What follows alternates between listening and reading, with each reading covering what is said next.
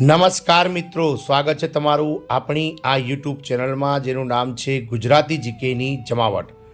તો મિત્રો, જીએસઆરટીસી કંડક્ટરની 2320 અને ડ્રાઈવરની 3084 જગ્યાઓ માટેની જે ભરતી પ્રક્રિયાઓ છે તે હાલમાં કાર્યરત છે અને આ બંને ભરતી પ્રક્રિયાઓમાં લેખિત પરીક્ષાઓ લેવાઈ ગઈ છે। ડ્રાઈવરોને લેખિત પરીક્ષાના પરિણામ જાહેર થઈ ગયા છે, જ્યારે કંડક્ટરની સંવર્ગના જે ઉમેદવારો છે તે ફાઇનલ આન્સર કી જે અને પરિણામની રાહ જોઈને બેઠા છે। આ તમામ વચ્ચે મિત્રો, ગુજરાત રાજ્ય માર્ગ વાહન વ્યવહાર નિગમ એટલે કે જીએસઆરટીસી મધ્યસ્થ કચેરી રાણીપ દ્વારા ગતરોજ એક મહત્વનું પ્રેસ નોટ જાહેર કરવામાં આવી છે, જેમાં નિગમમાં ડ્રાઈવર કંડક્ટરની જે ઘટ હાલમાં વર્તાઈ રહી છે તેને પૂર્ણ કરવા માટે કરાર આધારિત ઉચ્ચક પગાર એટલે કે માનદ વેતનથી નિવૃત્ત ડ્રાઈવર કંડક્ટરોની જે મિત્રો ભરતી શરૂ કરી દેવામાં આવી છે। આપ સૌ જાણો છો તે પ્રમાણે વર્ષ 2022થી આ નિવૃત્ત ડ્રાઈવર કંડક્ટરોની ભરતી જે છે તે નિગમ દ્વારા હાથ ધરવામાં આવેલ છે અને આ માટે જે છે તે મિત્રો ઓછામાં ઓછી જે વધુમાં વધુ જે ઉંમર છે તે 62 વર્ષ નક્કી કરવામાં આવી છે। તો ગત 9 જાન્યુઆરીના રોજ નિગમ દ્વારા મહત્વનો પરિપત્ર અને પ્રેસ નોટ બહાર પાડવામાં આવી છે। જાણીએ વિડીયોમાં વિગતવાર કે નિવૃત્ત ડ્રાઈવર કંડક્ટરોની આ ભરતીમાં કયા કયા વિભાગમાં ભરતી કરવાની છે અને શું છે સમગ્ર માહિતી, તેને લઈ અને વિડીયોમાં વિગતવાર ચર્ચા કરીએ। તો વિડીયોના અંત સુધી તમે બન્યા રહો અને જો ચેનલમાં નવા હશો તો અમારી ચેનલને લાઇક શેર સબસ્ક્રાઇબ કરી બાજુમાં રહેલું બેલ આઇકોન દબાવવાનું ભૂલશો નહીં, જેથી કરીને ચેનલ પર મૂકવામાં આવતા આવા ભરતીઓના નોટિફિકેશન, સરકારી કર્મચારી પેન્શનર્સ યોજનાઓને લગતા પરિપત્રો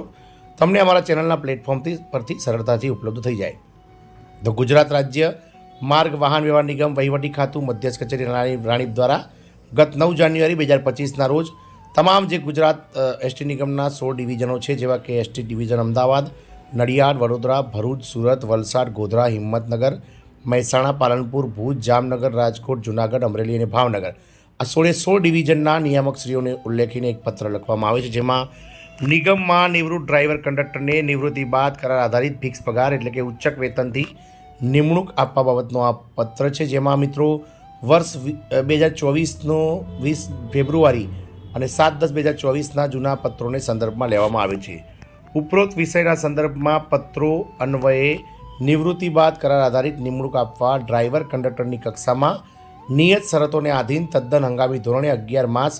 અથવા તો 62 વર્ષ બેમાંથી જે વહેલું હોય ત્યાં સુધી કરાર આધારિત ફિક્સ પગાર અથવા ઉચ્ચક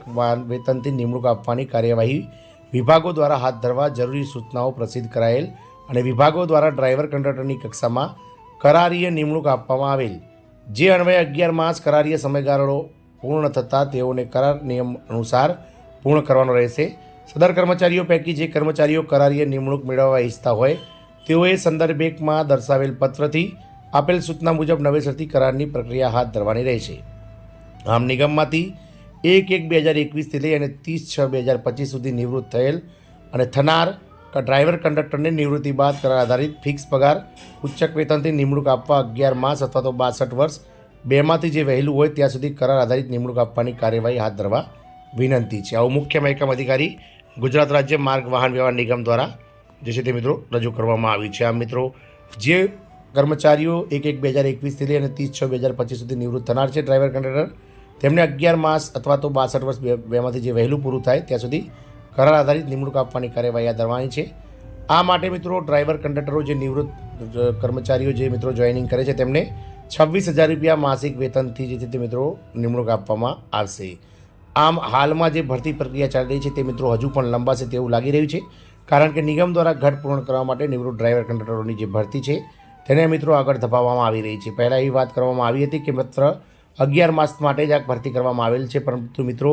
2 ટર્મ પૂરી થઈ ગઈ છે, હવે 3જા ટર્મ માટે પણ રિન્યૂ કરવાની વાત ચાલી રહી છે।